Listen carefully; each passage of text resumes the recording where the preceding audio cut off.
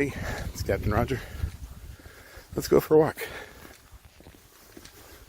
You know, I've talked before about the idea that the earth belongs to God and that he only lets us use pieces of it for a time. There was a time when women were not permitted to own property. Now, I'd love to say that this was a time in ancient history and that we've been much more enlightened in recent centuries, but sadly, that's not the case. In fact, there are still places on Earth right now where women aren't allowed to own property on their own. And the United States was one of those places right up until about 1900. And even after then, it wasn't necessarily approved of. It wasn't until the 1970s that women, particularly married women, were allowed to sign for a line of credit in most of America, be it for home ownership or even just a credit card. And some people say that this is the fault of religion. And while I would much rather say that it's more a matter of selfish male dominance in a patriarchal culture, I can't deny that religious rules and expectations have played a role in this kind of bad behavior.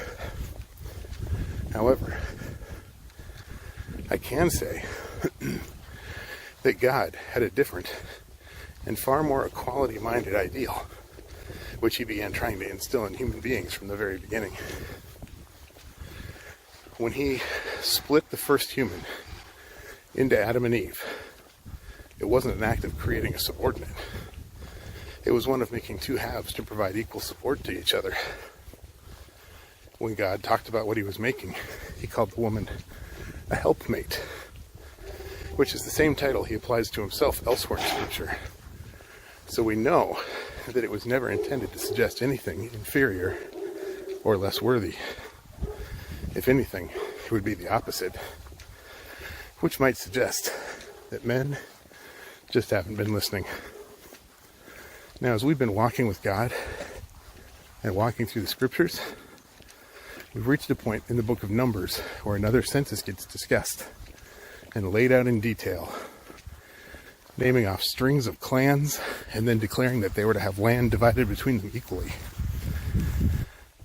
which is where we meet Mala, Noah, Hagla, Milcah, and Tirzah, the daughters of Shlophad.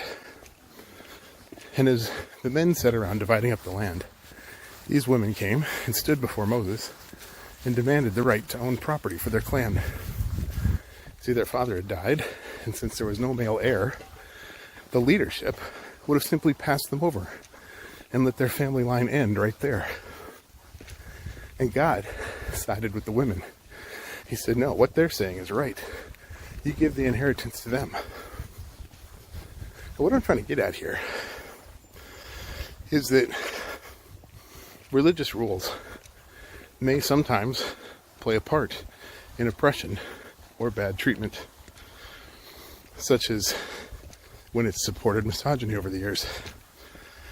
But when we remember to listen to and walk with God, he supports full equality for all of his children,